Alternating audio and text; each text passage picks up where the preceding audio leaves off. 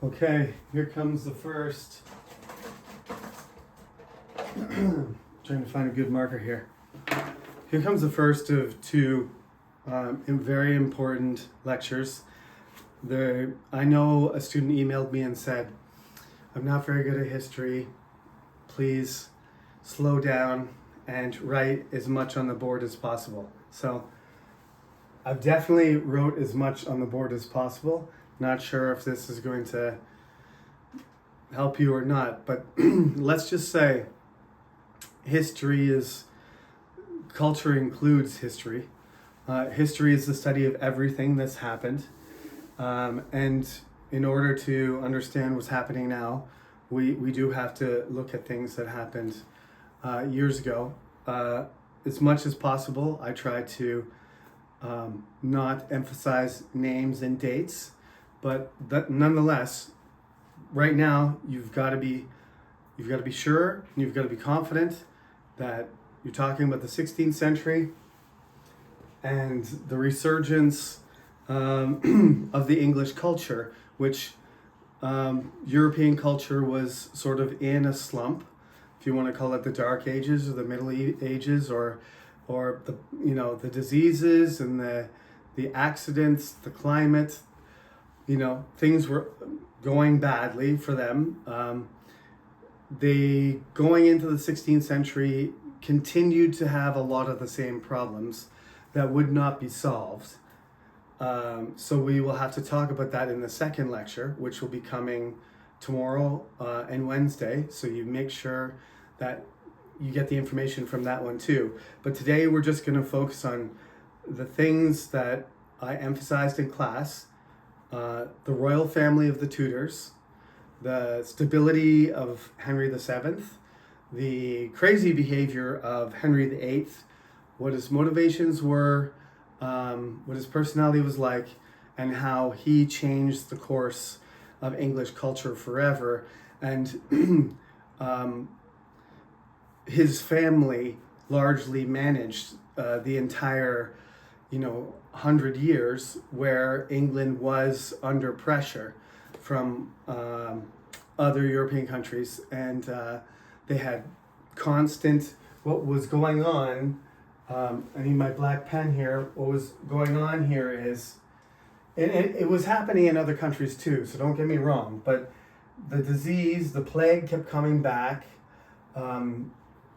This caused, a loss of labor force and productivity, and the economy suffered and disrupted society, just like the Black Death, but just a much, I wouldn't say a much smaller scale. There were some cases where 15 to 20% of London was wiped out in several years, similar levels almost to the Black Death. So it's hundreds of years where they have to deal with this endemic disease. Thankfully, in the case of COVID, we have a disease that's not lethal and it doesn't kill 30% or 20% of our population. But of course, that is largely due to the fact that technology, sanitation, genetics, knowledge of how diseases, infect the body and how to protect yourself have developed, 100 times over, light years from that era. So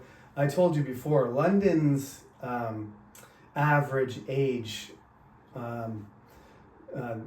was, mortality rate was around 30 to 35 years. It fluctuated over, the 1500s and the 1600s. Well, Shakespeare was around.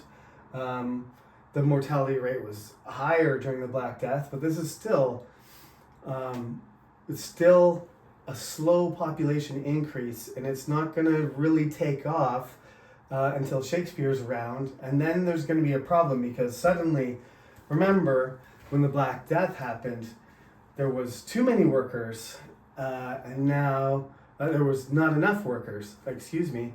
So before the Black Death, there was too many workers, so you got paid less, and it was hard to get good work, and you had to put up with a lot of, uncomfortable or really restrictive conditions in your life, maybe even for your family and your children too.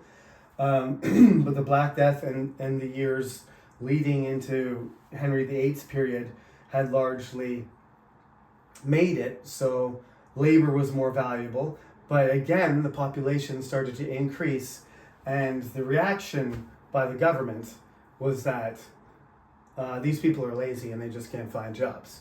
So Henry VIII, his whole the whole thing from the beginning, had Catherine given him 4 sons, I suppose this entire event would never have happened. But this is one of the most critical things that ever happened in British culture. So instead, she was too old. He couldn't get a son from her. He got remarried. He didn't get a son again. He got remarried a 3rd time. He finally got a son, but he was not healthy. So even though he became the king afterward, he didn't last very long. So we can look at Henry and say his first object was really the divorce to get the son. But underneath that, the 3 main reasons, look out for this on the midterm. This is the kind of question that you need to know is, what did Henry in his cynicism and his, who knows, his insanity or his narcissism or his greed really wanted? He wanted not to have to listen to anybody, even the church, even the Pope. He believed in religion and he wanted to go to heaven, but he couldn't handle listening to the leader of the church. Thomas More, one of the most famous writers in English history, would famously write Utopia as a satire to his king, criticizing him. You all know the word utopia. It's not as ideal as you think it is, but Thomas More would become the Lord Chancellor, and he would be on Catherine's side. He would end up being killed along with a lot of the other people that refused to give up their Catholic religion and admit that Henry was the king and the leader of the state. So he's the leader of the church, he's the leader of the state. All taxes, all courts, all possessions by the crown and by the church belong to him. So he starts taking those lands and all those, all the money and the art and the buildings and the property and the produce. I mean, monks, they created priceless works of art. They copied Bibles into Latin so that they could be used in Catholic churches. There was architects and stonemasons and, et cetera, laborers who spent all of their life trying to build these beautiful buildings, and Henry mostly didn't destroy them, just took everything valuable away from them. But when he died, Edward was even more Protestant than him, so he started, destroying them and messing them up, breaking the windows, putting graffiti on beautiful art, and saying that Catholic churches, the Pope was the devil and all that kind of stuff. However, as I said, we're going to go from Catholic, Henry, to sort of Protestant, to really Protestant, to Mary when Edward dies, to being super Catholic again. Bloody Mary starts trying to make everybody go back to the old system, but the problem is her father has basically sold all of the church land to Protestant people. So the Protestants who have the land now don't really want to give it back to. So, he creates his own problem, even though Henry VIII decides, I'm a real Catholic, I want to die a Catholic. Give me candles, give me prayers, give me sermons, bury me next to my 3rd wife, pretending like he's a good Catholic. What he started gets out of control. So Edward makes it more radically Protestant. Mary tries in every way to turn it around. We won't talk too much about her, but she tries to get married to the King of Spain. That doesn't work out. Most of the English by this point are worried about the Spanish Empire being too powerful. They're Catholic. They're going to take over England and turn England into a colony. So Mary ends up being the queen because Edward and Henry, the kings, the Tudor kings were very powerful, and they had very intelligent, and they were very good leaders. But her constant obsession with forcing every people and killing them if necessary really destroyed her reputation forever. But luckily for her, but luckily for everybody else, she dies. And Elizabeth, who was locked in the tower for safekeeping, just in case she caused a problem, she came out. She spent the next 40 years trying to manage one of the biggest issues. She had economic issues, she had political issues, she had social issues. That's why I think she deserves whatever you think of how she managed to have it. She's one of those leaders that had a catastrophe of a country on her hands. She was trying to pretend to get married to Spanish people and French people to try and make everybody happy, but she really was Anglican. Like I said, she was not really Catholic and not really Protestant, but they had to support the Protestants. Like, they've changed the whole system. Their entire what do you say, upper class, their elite, the people in charge of the economy, the powerful people, political people, the majority of them are Protestant. Mary fails. She doesn't have enough time, and she burns a lot of people, which makes after she's gone, it makes the Protestants want revenge against them. So Elizabeth somehow compromises between the Catholics and the Protestants and the Puritans. Puritans we got to talk about briefly here. The best way to describe a Puritan is a person who hates the Pope and hates everything that's Catholic, and they believe in, let's just put it this way, Puritans agree that basically what you need to do, Puritanism, I shouldn't put it here, it's way over here. It's Catholic is over here, extreme Catholics over here, extreme Protestants over here. The Puritans are an example. Eat, sleep, pray. Work. They tried to cancel Christmas.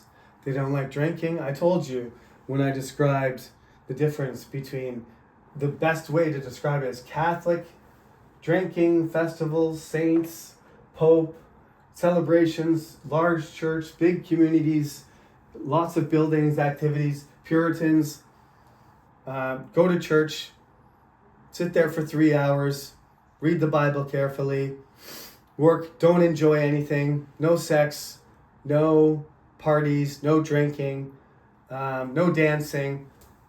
On Christmas, just open your stores, do business as usual. No parties, no drinking, no parades. Santa Claus doesn't exist yet. But that doesn't work out very well because most English people are ready to have a riot. They're ready to go crazy, and there's lots of fights. So they were unsuccessful. But we have to talk about this after the quiz. So there's a lot of tension. The Scottish Presbyterians, right? There's Scottish Catholics. There's English Catholics. There's Irish Catholics. But the Irish Catholics are the only group that remain really, really strong. The Scottish Catholics gradually lose their influence in Scotland, and the English Catholics get suppressed gradually as well until 100 years later, it's impossible. What Mary wanted to do is, there's just not enough Catholics left. So this is the spectrum here. You've got Catholic, Anglican in the middle, and Puritans and Presbyterians on the right. Puritans all the way to the right, Presbyterians kind of stuck right in there beside the Puritans. Anglicans, these are all Protestants. And then you got groups of Catholics from other countries too, but these are the ones that are important for British culture. So read it over,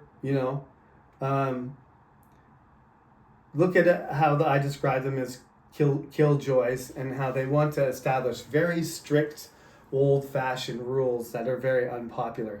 Right after that is where Thomas More writes Utopia. And this is before Henry dies and everything. This is why it's at the top. He writes Utopia, and it's a very important book.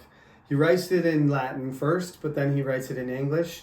And it's had a huge influence on all types of stories, but it's essentially a criticism of the type of government, the type of tyrannical monarchy that Henry VIII is running.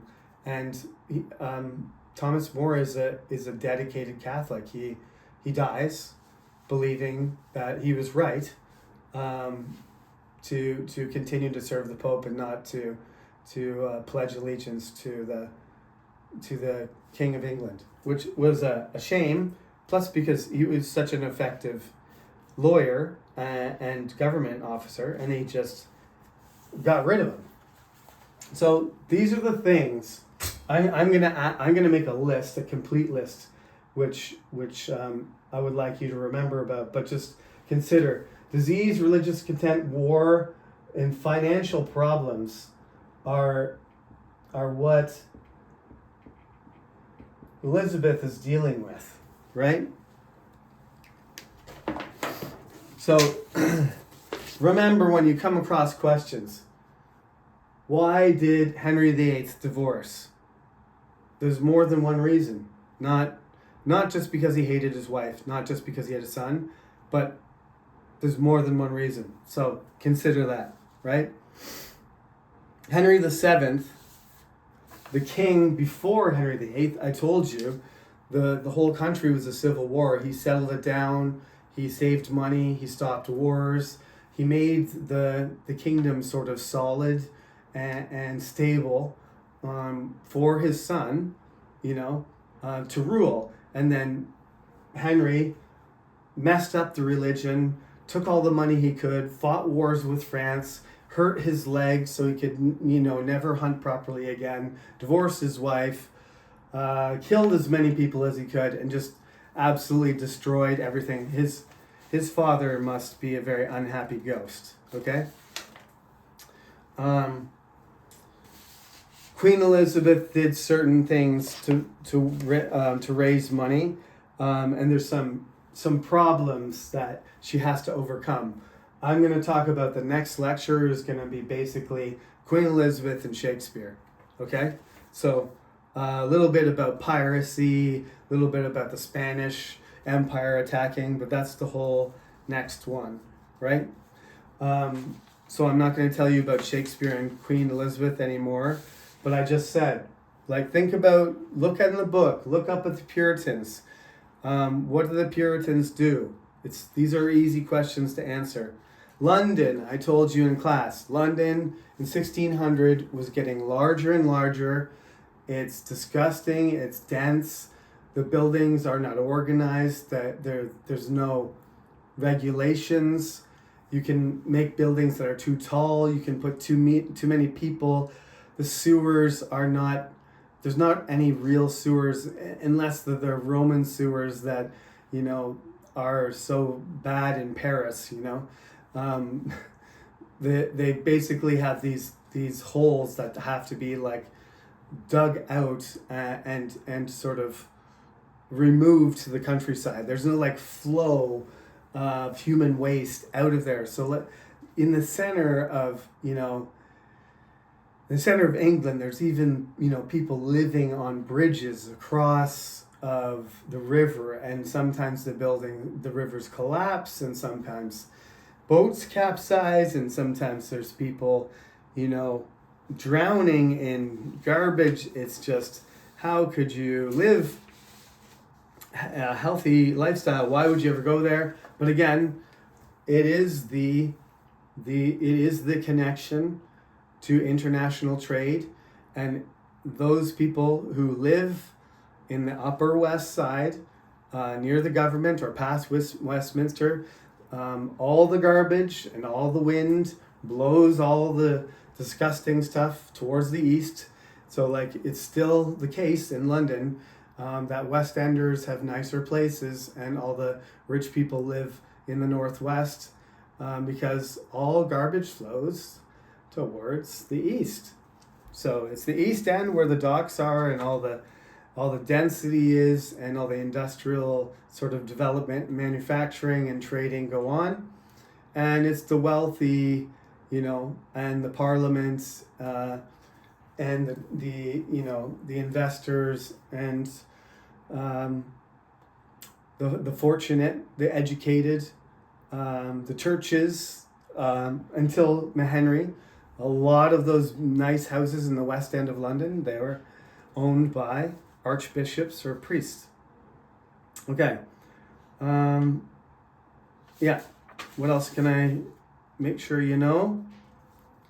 I'll talk about the ways that Elizabeth kind of finds out some interesting ways to fight wars, because she can't do them in the normal way. We got to talk about Francis Drake, some writers, William Shakespeare, the privateers, and her strategies for manipulating. And I'll give you a list of the major problems, right?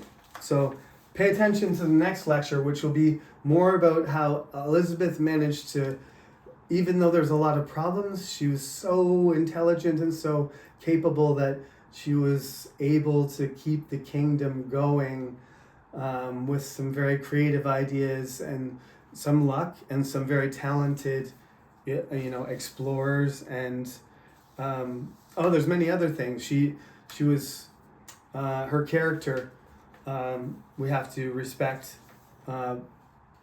She was like a good, country leader who met regular people and tried to listen to their concerns. And even if she didn't address them, she was she showed herself. She traveled around in the summer. She dressed up nicely. She came in a carriage. She met people who were giving them gifts, and she made beautiful speeches, and she encouraged her people to support the population.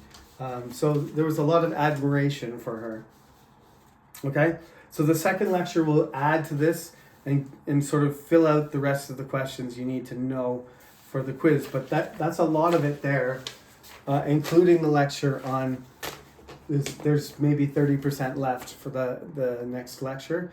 And I'll make sure the stuff about Elizabeth that you have to know on the quiz, about the economics and the hardship, about Shakespeare, about Queen Elizabeth's death, about the Spanish Armada, and the sort of beginning of the belief that the English have a special place, a special mission, and that they have a destiny to be a great people. So that will come in the second lecture by Wednesday at the latest. Okay, so watch this one first and prepare for your second real quiz, and the next one will be coming along shortly. Thank you for listening. Have a good night.